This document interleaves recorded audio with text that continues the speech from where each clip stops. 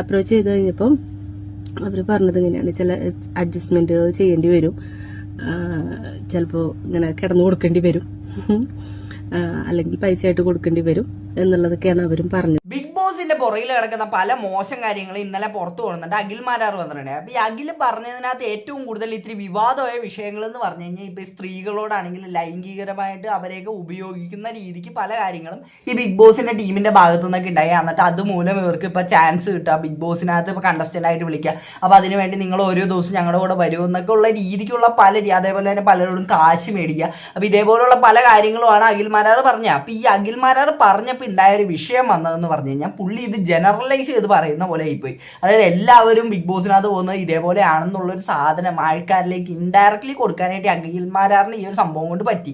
അപ്പോൾ ഈ ഒരു സംഭവം വന്നതോടെ തന്നെ ഈ അതിനകത്തേക്ക് ഈ മാന്യമായിട്ട് ഉള്ള രീതിക്ക് അതിനകത്തേക്ക് പോയവർക്കും കൂടി ഇതൊരു ചീത്തപ്പേരായിട്ട് വന്ന് ലാസ്റ്റ് ഇപ്പോൾ സെറീനൊക്കെ ആണെങ്കിലും എല്ലാവർക്കും പല രീതിക്കുള്ള ഇതേപോലത്തെ ചോദ്യങ്ങളും കാര്യങ്ങളും വന്നപ്പോഴത്തേക്ക് അവർക്ക് തന്നെ ഒരു എക്സ്പ്ലനേഷൻ കൊടുക്കേണ്ട ഒരു അവസ്ഥ വന്ന്. അപ്പോൾ ഈ ഒരു സംഭവമൊക്കെ ഉണ്ടായപ്പോഴത്തേക്ക് ഇപ്പം അഖിൽ തന്നെ ഇതിനൊരു എക്സ്പ്ലനേഷൻ ആയിട്ട്, അതായത് എല്ലാവരും അല്ല എന്നൊക്കെയുള്ള രീതിക്ക് ഒരു സംഭവം പറയുന്നുണ്ട്. നമുക്ക് അതൊന്ന് കേൾക്കാം.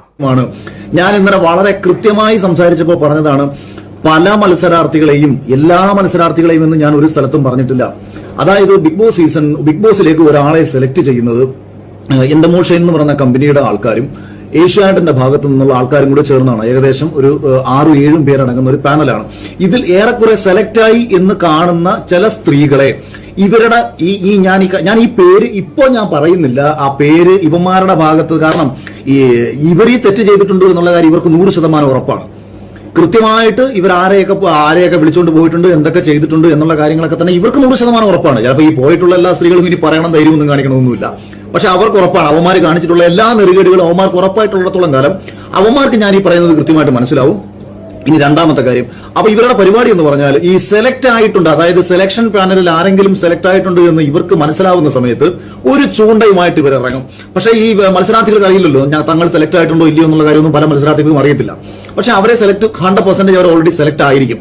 പക്ഷേ നിങ്ങളെ ഞങ്ങളാണ് സെലക്ട് ചെയ്യുന്നത്, ഞങ്ങൾ വിചാരിച്ചാൽ നിനക്ക് ഈ സീസണിലേക്ക് എത്താം എന്ന് പറഞ്ഞ് അവരെ തെറ്റിദ്ധരിപ്പിച്ച് പല ആൾക്കാരെയും ഉപയോഗിച്ചിട്ടുണ്ട്, പല ആൾക്കാരെയും അതിനകത്ത്. അതേസമയം തന്നെ നോർമലി വന്നിട്ടുള്ള എടുത്ത് ഞാൻ പറയുന്നു, ഈ ബിഗ് ബോസിൽ വന്നു പോയിട്ടുള്ള ഒരു സ്ത്രീകളെയും ആക്ഷേപിച്ചോ അധിക്ഷേപിച്ചോ സംസാരിച്ചതല്ല. അവരുടെ തന്നെ വായിൽ നിന്നും, അവരിൽ ചില ആൾക്കാരുടെ വായിൽ നിന്നും, അല്ലെങ്കിൽ അവരുടെ സുഹൃത്തുക്കളോട് പറഞ്ഞിട്ടുള്ള കാര്യങ്ങൾ എന്നോട് വിളിച്ചു പറഞ്ഞതും ചില വോയിസുകൾ എന്നെ കേൾപ്പിച്ചതുമായി ബന്ധപ്പെട്ടും സീസണിൽ സെലക്ട് ആകാതെ പോയിട്ടുള്ള ചില മത്സരാർത്ഥികളുടെ, അതായത് സീസണിൽ സെലക്ട് ആകാതെ പോയി, പക്ഷേ ഞങ്ങളുടെ ഒപ്പം വന്നാൽ ഞങ്ങൾ നിന്നെ സെലക്ട് ചെയ്യാം, അല്ലെന്നുണ്ടെങ്കിൽ ചാനൽ അവസരങ്ങൾ മേടിച്ചു തരാം, അല്ലെങ്കിൽ ചാനലിൽ പിന്നീട് അവസരങ്ങൾ കൊടുത്തുകൊണ്ടിരിക്കുന്ന പലരെയും ഒക്കെ തന്നെ ഇവർ ഉപയോഗിച്ചിട്ടുണ്ട് എന്നുള്ള കാര്യം വളരെ കൃത്യമാണ്, വ്യക്തമാണ്. അത് ഇനി ഈ പോയിട്ടുള്ളവർ തള്ളി പറഞ്ഞാലും 100% വന്നിട്ടുണ്ട് എന്നുള്ള കാര്യം ഹോട്ടലുകൾ ഉൾപ്പെടെ എനിക്കറിയാവുന്ന കാര്യങ്ങളാണ്, എന്നോട് പറഞ്ഞിട്ടുള്ള കാര്യങ്ങളാണ്, എവിടെയൊക്കെ ഏതൊക്കെ ഹോട്ടലുകളിൽ കൊണ്ടുപോയിട്ടുണ്ടെന്നുള്ള കാര്യം. അതുകൊണ്ട് ആ വിഷയം ഞാൻ കഴിഞ്ഞ ദിവസത്തെ സിവിന്റെ വിഷയത്തോട് ചേർത്ത് പറഞ്ഞതാണ്. അതുകൊണ്ട് കേരളത്തിൽ ബിഗ് ബോസിൽ വന്നു പോയിട്ടുള്ള മറ്റുള്ള സ്ത്രീകൾക്ക് അതുകൊണ്ട് എന്തെങ്കിലും ബുദ്ധിമുട്ടുണ്ടായിട്ടുണ്ടെന്നുള്ളത് അത് നിങ്ങൾ എന്നോട് അങ്ങ് ക്ഷമിച്ചു കള. നിങ്ങളെല്ലാവരും വലിയ പുരോഗമന സ്ത്രീപക്ഷവാദികളാണല്ലോ, നിങ്ങൾ സംസാരിക്കേണ്ട വിഷയമാണ് ഞാൻ ഇവിടെ സംസാരിച്ചത്. സിനിമയിൽ കാസ്റ്റിംഗ് കൗച്ച് ഉണ്ടെന്ന് പറഞ്ഞാൽ എന്താണ് അതിന്റെ അർത്ഥം? കേരളത്തിൽ അഭിനയിക്കുന്ന എല്ലാ നടിമാരും കടന്നു കൊടുത്തിട്ട് അഭിനയിക്കുന്നു എന്നുള്ളതാണോ അതിന്റെ അർത്ഥം? സിനിമയിൽ ഒരാൾ പറയുകയാണ് സിനിമയിൽ കാസ്റ്റിംഗ് കൗച്ച് ഉണ്ട്, അതായത് ഇത്തരത്തിൽ ആവശ്യങ്ങളുമായി ബന്ധപ്പെട്ട് ഒരു സ്ത്രീയെ ശാരീരികമായി ഉപയോഗിച്ച് അവസരങ്ങൾ കൊടുക്കുന്ന ഏർപ്പാട് സിനിമയിൽ ഉണ്ട് എന്നൊരാൾ പറഞ്ഞാൽ മലയാള സിനിമയിൽ അഭിനയിച്ച അഭിനേത്രികളെ മൊത്തം ഇപ്പൊ ഞാൻ ഇട്ട വീഡിയോയുടെ ഇടയിൽ വന്ന് സെറീന എന്നെ സപ്പോർട്ട് ചെയ്തു. സെറീന കഴിഞ്ഞ എന്നെ കുറച്ചും വിളിച്ചിട്ട് ഭയങ്കര വിഷമത്തോടെ സംസാരിച്ചു, ചേട്ടാ എന്നെ ആക്ഷേപിച്ചുകൊണ്ട് കുറെ ആൾക്കാർ വരുന്നു, സെറീനയ്ക്ക് എന്തെങ്കിലും നെഗറ്റീവ് പറ്റിയിട്ടുണ്ടെന്നുണ്ടെങ്കിൽ അത് സംസാരിക്കാനുള്ള ആത്മധൈര്യവും ആത്മബോധവും അവൾക്കുണ്ട്. അത് ഞാൻ എന്നിലൂടെ പറയേണ്ട കാര്യമൊന്നുമില്ല. അപ്പൊ അതിനെ അവളെ ആക്ഷേപിച്ചുകൊണ്ട് കുറച്ച് ആൾക്കാർ പറയുന്നു അവളെന്ത് വ്യക്തിമാണെന്ന് പറഞ്ഞിട്ട് കുറെ പോസ്റ്റുകളൊക്കെ ഇറക്കിയത് കൊണ്ടൊക്കെയാണ് പിന്നെ ദിയാസന ഫേസ്ബുക്കിൽ പോസ്റ്റ് ചെയ്തിരിക്കുന്നത്. ഒന്നാമത്തെ കാര്യം, ഇത് എഴുതുന്നത് എന്താണ്, പറയുന്നത് എന്താണ്, അത് വായിച്ചാൽ മനസ്സിലാക്കാത്ത ആൾക്കാരുടെ ഒരു കുഴപ്പമാണ്. പറഞ്ഞത് കൃത്യമായിട്ട് ഓക്കെ. അപ്പൊ അഖിൽ പറഞ്ഞതിനകത്ത് ഇവിടെ അഖിൽ പറഞ്ഞതെന്ന് പറഞ്ഞാൽ ക്ലിയർ ആയിട്ടുള്ള കാര്യങ്ങളാണ് അഖിൽ പറഞ്ഞത്. പക്ഷെ അതിനകത്ത് എത്രത്തോളം സത്യാവസ്ഥ ഉണ്ടെന്ന് അഖിൽ ആ തെളിവുകൾ അഖിൽ പറയുന്നുണ്ട്, അഖിലിന്റെ കയ്യിൽ തെളിവുകളുണ്ട്, കാര്യങ്ങളുണ്ടെന്നൊക്കെ പറയുന്നുണ്ട്. പക്ഷെ ഇങ്ങനെ പബ്ലിക് ആയിട്ട് ഒരു പ്ലാറ്റ്ഫോമിനകത്ത് വന്നിട്ട് നമ്മൾ പറയുമ്പോഴത്തേക്കും തെളിവുകൾ വെച്ചിട്ട് നമ്മൾ പറയുന്നത് പറയുകയാണെങ്കിൽ അത് കുറേയും കൂടെ ആൾക്കാരിലേക്ക് കണക്ട് ആവും. അല്ലാണ്ട് ഇപ്പൊ നമ്മൾ വെറുതെ വന്നിട്ട് ഇപ്പൊ അവർ ഇങ്ങനെ ചെയ്ത് ഇവരിങ്ങനെ ചെയ്ത് അപ്പൊ അങ്ങനെ മാത്രം പറയുമ്പോഴത്തേക്കും ഇവിടെ അഖിൽ കറക്റ്റായിട്ട് ആൾക്കാരെ പേര് പോലും പറയുന്നില്ല, പേര് പോലും പറയാണ്ട് ജസ്റ്റ് ഇങ്ങനെ മെൻഷൻ ചെയ്ത് പോകണുള്ളൂ. അപ്പൊ അങ്ങനെ ചെയ്യുമ്പോഴത്തേക്കും ഇത് ആരാണ് ചെയ്തതെന്നും ഇത് കാണുന്നവർക്ക് അറിഞ്ഞൂടാ, അതേപോലെ തന്നെ ഇതിന് എന്താണ് തെളിവുള്ളതെന്നും കാണുന്നവർക്ക് അറിഞ്ഞൂടാ. ഇതൊന്നും അറിയാണ്ട് വെറുതെ ഒരു പുകമറ മാത്രം ഉണ്ടാക്കി വെച്ച പോലത്തെ ഒരു സംഭവമായിട്ടാണ് എനിക്കിത് കണ്ടപ്പോഴത്തേക്കും തോന്നിയത്. പക്ഷെ ഈ ഒരു സംഭവം ഉണ്ടായപ്പോഴത്തേക്കും ഇങ്ങനത്തെ ഒരു സംഭവം അഖിൽ പുറത്ത് വന്ന് പറഞ്ഞപ്പോഴത്തേക്കും അഖിലിനെ സപ്പോർട്ട് ചെയ്തുകൊണ്ട് ഇതേപോലെ തന്നെ ഒരു അനുഭവം ഉണ്ടായ ഒരു പുള്ളിക്കാരി, അതായത് റീനു തോട്ട്സ് എന്ന് പറഞ്ഞ യൂട്യൂബ് ചാനലിനകത്താണ് ഈ ഒരു വീഡിയോ വന്നേക്കണം. നമുക്ക് ആ ഒരു വീഡിയോ ഒന്ന് കണ്ടു നോക്കാം. താങ്ക് യു അഖിലേട്ടാ ഇങ്ങനൊരു കാര്യം വെളിച്ചത്ത് കൊണ്ടുവന്നതിന്.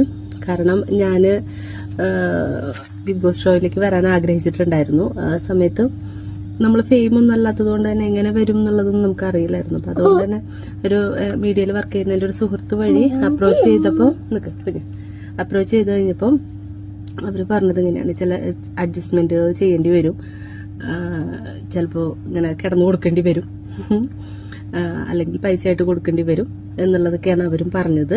അപ്പം അതുകൊണ്ട് ഞാൻ ആ ഒരു ശ്രമം ഉപേക്ഷിക്കുകയായിരുന്നു. അപ്പോൾ അഖിലേട്ടൻ ഇപ്പോൾ ലൈവിൽ വന്നത് പറഞ്ഞപ്പോൾ ഭയങ്കര സന്തോഷം തോന്നി. കാരണം നമ്മളെപ്പോലെ സാധാരണക്കാർ വന്ന് പറഞ്ഞു കഴിഞ്ഞാൽ ഒരു പക്ഷെ നമുക്കെതിരെ കേസെടുക്കുക അങ്ങനത്തെ കാര്യങ്ങളായിരിക്കും ഉണ്ടാവുക. പക്ഷെ നിങ്ങളെപ്പോലുള്ള ആൾക്കാർ ഇത് വന്ന് പറയുമ്പോൾ നമുക്കുണ്ടായ അനുഭവം അതിനോടൊപ്പം ഷെയർ ചെയ്യാൻ യാതൊരു മടിയുമില്ല. നിങ്ങൾ നല്ലൊരു കാര്യമാണ് പറഞ്ഞത്. ആളുകൾ അറിയണം, കൂടുതൽ ആളുകളിലേക്ക് എത്തണം ഇതിന്റെ പുറകിൽ നടക്കുന്ന കാര്യങ്ങൾ. മാറ്റങ്ങൾ കൊണ്ടുവരാൻ പറ്റുമെന്നുള്ളതൊന്നും അറിയില്ല, പക്ഷെ അത് പറയാൻ കാണിച്ച ആ ഒരു ധൈര്യത്തിന് സല്യൂട്ട്.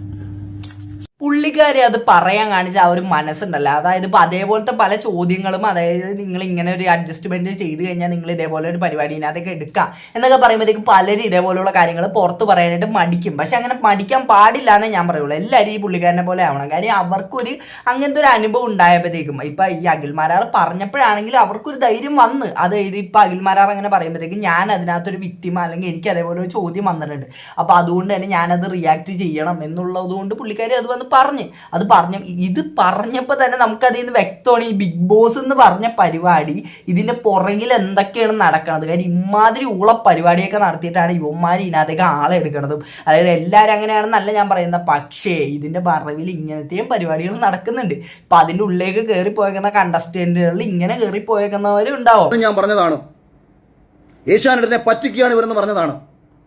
ചാനലിനെയും ചാനലിന്റെ തലപ്പത്തിരിക്കുന്ന ആൾക്കാരെയും പറ്റിച്ചുകൊണ്ട് പല മത്സരാർത്ഥികൾക്കും യഥാർത്ഥ പൈസ കൊടുക്കാതെ പലരെയും വിളിച്ചിട്ട്, ഇത് സിനിമയിൽ നടക്കുന്ന കാര്യമാണ്. സിനിമയിൽ വർക്ക് ചെയ്തിട്ടുള്ള ഒരുവിധപ്പെട്ട എല്ലാവർക്കും അറിയാവുന്ന ഒരു കാര്യമാണ്. ഒരുപാട് ആൾക്കാരെ സിനിമയിൽ അഭിനയിക്കാൻ വിളിക്കും. എന്നിട്ട് ഈ പ്രൊഡക്ഷൻ കൺട്രോളർമാർ പറയും, എടാ നിനക്ക് അറിയാമല്ലോ, ഇത് നിന്റെ ജീവിതത്തിൽ ഏറ്റവും വലിയൊരു ഭാഗ്യമാണ്, ഈ കിട്ടുന്ന അവസരം പരമാവധി ഉപയോഗിച്ചോണം, പിന്നെ പൈസയും കാര്യങ്ങളൊന്നുമില്ല. ഒരുവിധപ്പെട്ട പിള്ളേരെല്ലാവരും വരികയും അഭിനയിക്കുകയും പൈസ മേടിക്കാതെ പോവുകയും ചെയ്യും. കാരണം അവർ ഇതിനകത്ത് അവർക്ക് അവസരം കിട്ടിയല്ലോ. പക്ഷേ ഈ പ്രൊഡക്ഷൻ കൺട്രോളർ എന്ത് ചെയ്യും, 10,000 രൂപ മുതൽ 50,000 രൂപ വരെ എഴുതിയെടുക്കാനുള്ള സാഹചര്യം ഉണ്ടാക്കി അയാൾ എഴുതിയെടുക്കും. അതുപോലെ ഒരുപാട് പിള്ളേരെ ജൂനിയർ ആർട്ടിസ്റ്റുകളായിട്ട് വിളിക്കും. എന്നിട്ട് ജൂനിയർ ആർട്ടിസ്റ്റുകളുടെ പൈസ ഒരുപാട് പ്രൊഡക്ഷൻ കൺട്രോളർമാർ എഴുതിയെടുക്കാറുണ്ട്. ഞാൻ ഇനി ഒരുപാട് പ്രൊഡക്ഷൻ കൺട്രോളർമാരെന്ന് പറഞ്ഞാൽ എന്നെയാണോ ഉദ്ദേശിച്ചത്, അഖിൽ ആരെയാണ് ഉദ്ദേശിച്ചതെന്ന് പറഞ്ഞുകൊണ്ട് വരണം. അഖിൽ കൃത്യമായിട്ട് പറയണം, കേരളത്തിൽ കിടക്കുന്ന എല്ലാ പ്രൊഡക്ഷൻ കൺട്രോളർമാരെ അഖിൽ അങ്ങനെ പറഞ്ഞു എന്നൊന്നും ആരും പറയേണ്ട കാര്യമില്ല. ആർക്കെങ്കിലും ദുരനുഭവം ഉണ്ടെങ്കിൽ അവരവരുടെ പേരങ്ങ് പറഞ്ഞേക്കുക. ഇത് ഒരു പരമമായ യാഥാർത്ഥ്യമാണ്, നമ്മുടെ കൺമുന്നിൽ നടന്നുകൊണ്ടിരിക്കുന്ന പരമമായ യാഥാർത്ഥ്യമാണ്. ആ യാഥാർത്ഥ്യം വിളിച്ചു പറയാൻ എല്ലാവരും ഭയപ്പെടുന്നത് ായാലും ജീവിക്കണം എന്ന് പറയുന്ന മറ്റൊരുവൻ എത്ര നശിച്ചാലും വേണ്ടിയില്ല, എന്റെ ജീവിതം മുന്നോട്ട് കൊണ്ടുപോയാൽ മതി, ഏതൊരു പെൺകുട്ടി നശിച്ചാലും കുഴപ്പമില്ല, എനിക്ക് മുന്നോട്ട് പോയാൽ മതി എന്ന് പറയുന്ന കാര്യങ്ങളാണ്. ഇനി വഴിയിൽ വെച്ചിട്ട് ഞാനിപ്പോൾ ചില കാര്യങ്ങൾ പ്രൂഫ് ചോദിക്കും. ഒരു പെൺകുട്ടിയെ ഒരുവൻ ഉപദ്രവിച്ചു, സെക്ഷൽ ഇന്റർകോഴ്സ് നടക്കാത്തിടത്തോളം കാലം ആ പെൺകുട്ടി എന്ത് പ്രൂഫാണ് കൊടുക്കുന്നത്? നീയൊക്കെ കോമൺ സെൻസ് ഉണ്ടെങ്കിൽ ഒന്ന് ചിന്തിക്ക്. എന്നെ സപ്പോർട്ട് ചെയ്യുന്ന ആൾക്കാരോട് സ്നേഹത്തോടു കൂടി പറയുകയാണ്, എന്നെ എതിർക്കുന്നവന്മാരുടെ അടുത്ത് പുച്ഛത്തോടെ പറയുകയാണ്. ഒരു പെൺകുട്ടിയെ ഒരാൾ പീഡിപ്പിച്ചെന്ന് പറഞ്ഞാൽ സെക്ഷൽ ഇന്റർകോഴ്സ് നടക്കാത്ത ഒരു പീഡനമാണെങ്കിൽ ആ പെൺകുട്ടി പറയുന്നതിനപ്പുറം ആ പെൺകുട്ടി എന്ത് പ്രൂഫാ കൊടുക്കുക? ഒരു പെൺകുട്ടി നടന്നു പോകുന്ന സമയത്ത് ഒരുത്തൻ ലൈംഗിക ചേഷ്ടയോടുകൂടി അവന്റെ ലൈംഗിക അവയവം കാണിച്ചു, ആ പെൺകുട്ടി എന്ത് പ്രൂഫാ കൊടുക്കുക? ഒരാളെ തെറി വിളിച്ചു, ആ തെറി വിളിക്കുന്ന കാര്യത്തിന് എന്ത് പ്രൂഫാ കൊടുക്കുക? ഒരാളിപ്പോൾ എന്നെ വിളിച്ചിട്ട് ഒരു വിഷമം പറയുകയാണ്, ചേട്ടാ ഞാൻ സീസണിൽ ഇങ്ങനെ പോയ സമയത്ത് എന്നോട് അയാൾ ഇങ്ങനെ സംസാരിച്ചു, എനിക്കത് ഭയങ്കര വിഷമമായി, ചേട്ടൻ മനസ്സിൽ വെച്ചാൽ മതി, ഞാൻ ചേട്ടനോടായതുകൊണ്ടൊന്ന് വിളിച്ച് പറഞ്ഞതാ, പക്ഷെ ഇങ്ങനൊരു സംഭവം ഉണ്ടായി എന്ന് എന്നോട് ഒരാൾ വിളിച്ച് പറഞ്ഞാൽ അയാളുടെ വിഷമമാണ് ഞാൻ കേൾക്കുന്നത്. ഇതുപോലെ പല ആൾക്കാരുടെയും പല പ്രശ്നങ്ങളും എന്റെ ചെവി കിടപ്പുണ്ട്. അപ്പൊ ഇത്തരം കാര്യങ്ങൾക്ക് ഞാൻ എന്ത് പ്രൂഫാ കൊടുക്കുക? അപ്പൊ പ്രൂഫ് എന്ന് എല്ലാ കാര്യത്തിനൊന്നും പ്രൂഫില്ല.